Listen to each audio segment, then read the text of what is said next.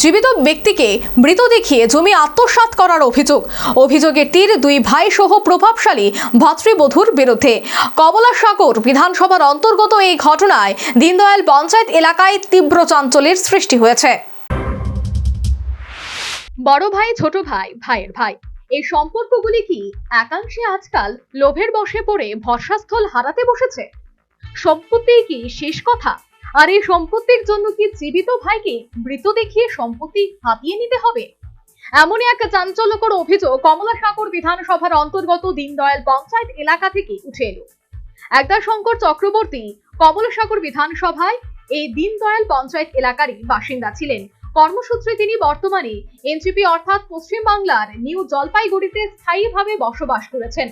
কিন্তু বিপত্তি বাধে শঙ্কর চক্রবর্তীর পিতৃ সম্পত্তির ভাগ বাটোয়ারা নিয়ে।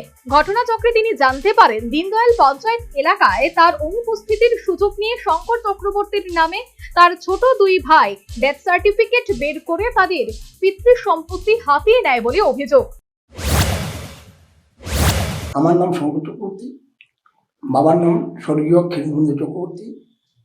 আমি পূর্বে দীনদয়াল পঞ্চায়েতের গোকুলনগরে ছিলাম। বর্তমানে আমি এনজিপিতে থাকি, ওয়েস্ট বেঙ্গলে। থাকাকালীন আমার বাবার মৃত্যুর পরে আমি পৈতৃক সম্পত্তির ভাগবটোয়া করার জন্য আমি যখন যোগাযোগ করি তখন জানতে পারলাম যে আমার ছোট ভাই দুজন সুকুমার চক্রবর্তী এবং পঙ্কজ চক্রবর্তী সমস্ত সম্পত্তি তাদের নামে করিয়া নেয়। এরপর আমি খোঁজ খবর নিয়ে জানতে পারলাম যে আমার ভাতৃবধূ।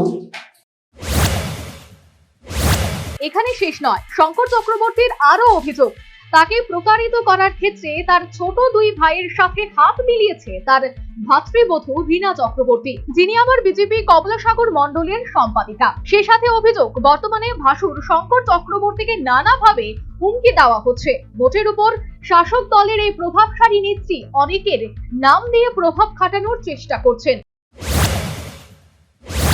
এরপর আমি খোঁজ খবর নিয়ে জানতে পারলাম যে আমার ভাতৃবধূ রীনা চক্রবর্তী কমলাসাগর কেন্দ্রের মণ্ডল ভাইস প্রেসিডেন্ট, তার প্রভাব খাটিয়ে আমার নামে ডেথ সার্টিফিকেট বার করিয়া সমস্ত সম্পত্তি আমার দুই ভাইয়ের নামে করিয়া নেয়।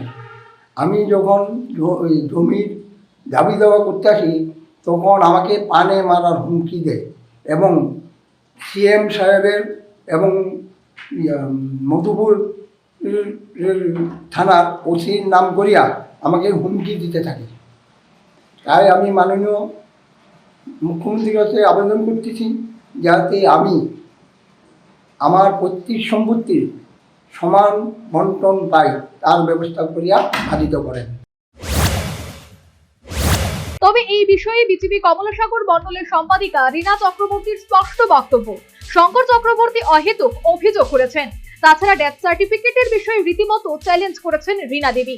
যে লোকটা 33 বছর যাবত মানে ত্রিপুরাতেই নেই, 33 বছরের মধ্যে মানে এখনো পর্যন্ত বাড়িতে আসেনি, এখন পর্যন্ত এলাকাতে ঢুকেনি।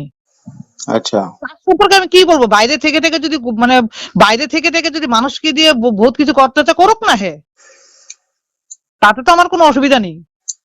কারণ সামনাসামনি হয়ে বাড়িতে আসো, তোমার সম্পত্তি তুমি নিয়ে যাও, আমরা তো বারবারই বলছি। কিন্তু যদি বাড়িতে না আসে মানে বাইরে থেকে বলে, তা আমি কি করবো? কিছু করার নেই। তবে পিতৃ সম্পত্তি নিয়ে ভাতৃবিবাদ নতুন কোনো বিষয় নয়।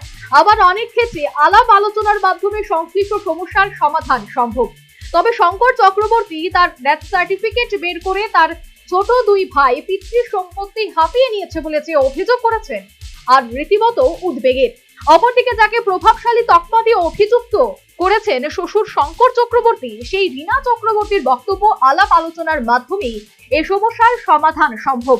কিন্তু তা না করে শঙ্কর চক্রবর্তী দূর থেকে অযথাই অভিযোগ করে চলেছেন। Bureau report, news vanguard.